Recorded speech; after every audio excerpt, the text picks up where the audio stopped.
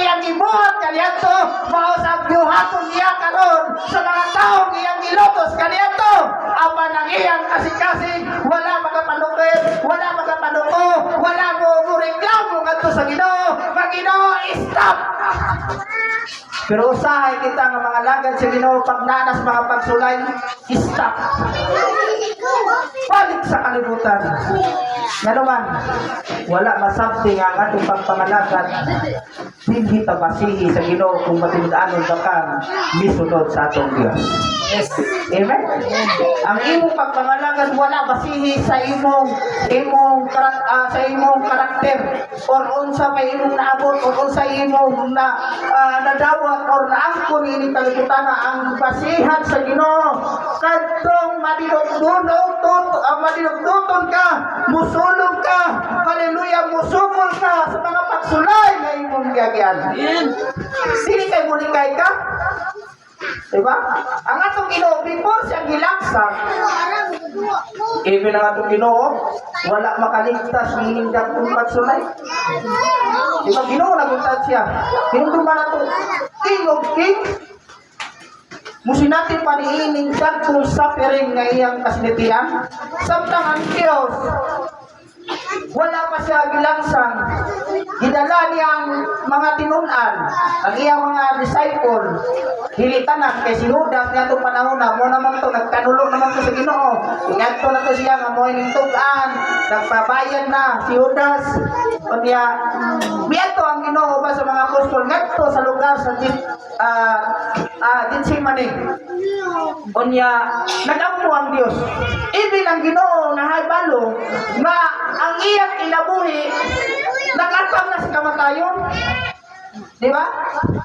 Kung ang atong i-aplika sa itong kinabuhi karon, ugma, na bumagsak na to, nga dako kayo bato sa itong panimalay, katakulbaan. Sa imo lang itong nauna ba? Sa imong thinking ba? Usa ka, nay dakong bato no, ikaw ma, padayagan ka nga, nay dakong bato, mahug sa imong panimalay. Usa kay imong bation. Kaya ang pulong sa Ginoo, pulong sa Ginoo, samtang ang Diyos, mga kaigsunan, miadto sa bukid, sa lugar na Gitsemane. Tungod kay ang iyang kasing-kasing, daw kabatayon ang iyang kanang nagyot na kanang na sa Tagalog pa naramdaman o ang iyang dibati mo itong iadto sila sa lugar sa Gitsemane o niya ikaw lang Ginoo kamo makapabilin kamo din dapita kaya kung ato sa unahan aron makabko. Before niya itong gibuhat naibalo na ang Diyos sa mahitabo sa iyang kinabuhi. Diba? O gibati ito ng Ginoo takulba. Para na itong mga kaigsunan, kung mahibalo lang siguro tayo madisgrasya taog ma. Huwag kita kakulba eh. Makaingon ta dito kung magawa sa bahay kay madisgrasya magugma. Pero ang Ginoo imong kapanagingnan, bisan ang Dios pati yun na, inikaugma. Kay ugma mga to. Kay gabi man to sila. Pero kung sa gibuhat si Ginoo, padayon siya. Pag-adto sa bukid sa Gitsemane, sa lugar ng mga kaigsunan. Hallelujah, dito niya gibuhat ang mga pag-ampo, pag-agulok ng Ginoo kung mahimo. Iligkay ka na ko ang kupa. Pero dili ang akong kabubuton, kundi ang imong kabubuton. Hello. Handa na ba ta sa mga parang pagsulay? Kanang atong pagsulay nga itong nagian, mayroon pang suffering, mayroon pang nakalaan. Matod pa sa kaisgutan kagahapon sa mga nanay nga medyo matod pa nagkabulitaw sila. Amen. Igsoon ko niya sa Ginoo, maunaman ang suffering o usaman awahiman.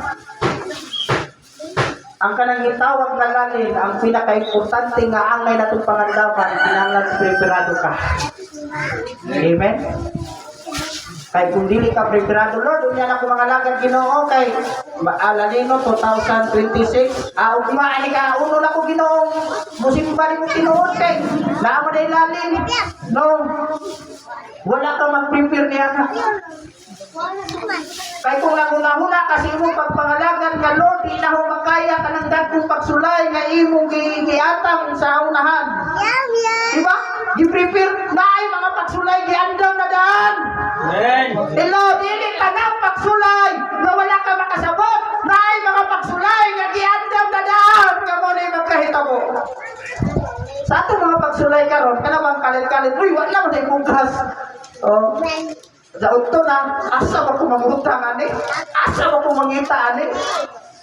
Oh. Usahay may struggle ka.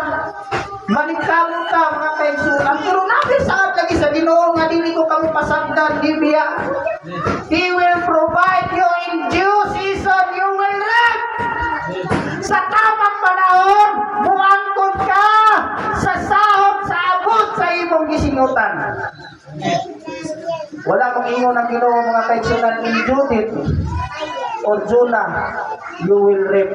Kundi sa tamang panahon ka makaangkon sa imong ginaguan. Kani nga itong pagpangalakad sa Ginoo, kani nga itong pagsakripisyo, pagdayeg sa Ginoo, nagkatipat ni paghigugma matupa sa pulong kaganiya, kinahanglan dahil gugma. Kung ang imong pagsimba walay gugma, sa atubangan sa Dios walay kapuslanon. Kay gusto sa Ginoo nga kung musulod ka sa iyang balay tigumanan, ang kayang balay tigumanan balaan man, dan panikamutan nato nga madawat nato ang presensya sa Dios. Amen. Muna gikaingon ko insuon, hallelujah, kung ikaw mo ay sakit, maningkamot ka pagsaksak dito sa outlet. Yes, Jesus. Amen. Dili ka mutugot nga sila ray makurintihan. Sila ray hallelujah, mapresisyahan. Kung dili individual ka maningkamot ka, Lord. Wala na ko madawat ang imong presensya. Lord, bukas ako kasing-kasing. Lord, wala ko sa mood sa pagdaig. Pero once na imo nang ibuhat sa Ginoo, ubat sa kugma. Di na ipuli sa Diyos. Di na ihapog sa Ginoo. Ihatag na nimo ang kulang na nato igsoon. Kulang ta sa pagtuo. Kulang ta igsoon sa paghimaya sa Ginoo. Kulang ka mga kaigsunan. Magtrabaho sa mga butang na gikinahanglan sa Diyos. Diba? Napansin ba ninyo kung atong iandig ang atong pagsimba o ang atong pagpalikamot, mas bisit ang malikamot sa mga butang na atong itinuha.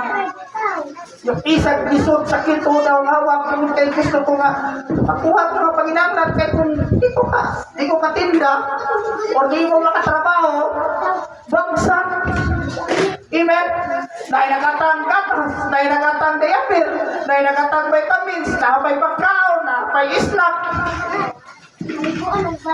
Pero usahay, kita ito makahilimot na ang Diyos mao ang provider sa tanan. Amen. Maningkamot.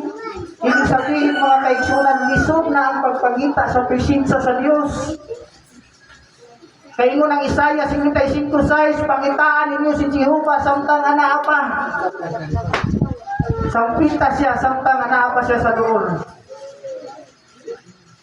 Lahom na siya nga pagka sulti mga kaigsunan. Tungod kay kita igsuon. Hallelujah, mas tuol pa ang atong mga anak. Mas tuol pa ang atong mga kabataan kaysa kita mismo.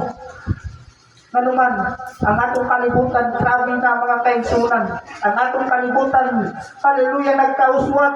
Ang sapiring nga atong nagian, nagkauswag po. Amen?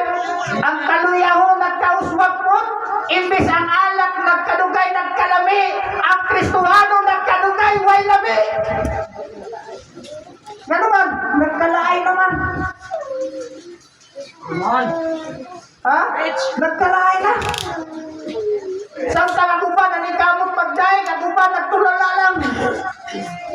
Pero sa panahon nga na sa piring, may pasagilan, Ginoo, nga nung miyabot man ka na kuning mga pagsulay, nga nung di man ka tunga ng alaga, makablame na ta sa Diyos, nga nung why me, nga naamatay uban, nga nung Ginoo, nga ipadalaginan, mananimo ng mga lagad, nga nung minibilog pa ng mo mga lagad, ang ikaw, nga nung nagpabilin naman ihapon ka. Amen? Kung mutubak pa naman Ginoo, mayon ang Ginoo, why you? Nga nung dili man ikaw. Hallelujah. nga mismo ang Diyos nagsuffer pa. Amen?